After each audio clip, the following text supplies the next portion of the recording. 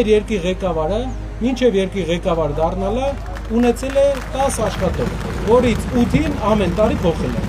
Նա չի կարողացել իր մոտ աշխատատեղ ստեղծի, իր թիմի մեջ լավ միջավայր ստեղծի, ինչպես է 100 հազարավոր հայերի աշխատանքով ապահովելու։ Ով է այն մարդը, ով այսօր պետք է գա Հայաստանին առաջնորդելու։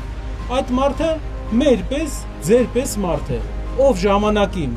գնացել է արտագնա աշխատանքի, հաջողությունների է հասել, բայց հիշողությունը տեղն է եղել։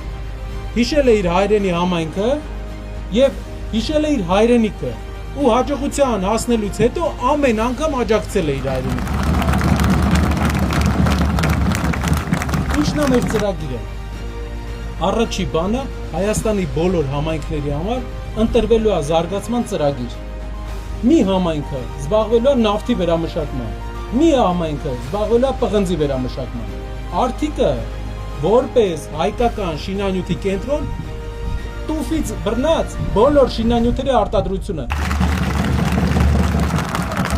Մենք տարեկան ներմուծում ենք $500 միլիոն շինանյութ, կերամիկա, որի կավը այստեղ կա։ Գիտեմ, որ Փանիկի շրջակայքում դուք ունեք կավի հանքեր այստեղ մենք։ Ամեն ինչ կա Հայաստանում տասնյակ հարյուրավոր միլիոնների ներմուծվում է այստեղ։ Փոխանակ Հայաստանում արտադրվի։ Իշխանության փոփոխությունից հետո 1 տարվա ընթացքում ծրագիր է առաջարկվելու։ Արդիկի համար առանձին ծրագիր, թե ինչ գործարաններ պետք է լինեն, որ մարդիկ մնան եւ աշխատեն։ Սա է երկիրը ուժեղացնելու ամենահեշտ ճանապարհը։ Կարող ենք մենք էլ բերենք մի քանի փողոց ռեմոնտ անենք,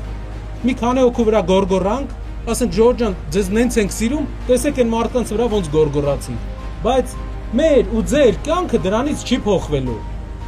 Փոխվում է կյանքը այն ժամանակ, երբ կա աշխատատեղ 7000 մարդ արդիկ խոշորացված համայնքում, գործ չունի այս պահին։ Ու գնում է Հայաստանից դուրս 7000 մարդ։ Պատկերացեք ինչ մեծ նշաձող ունենք մենք անելու։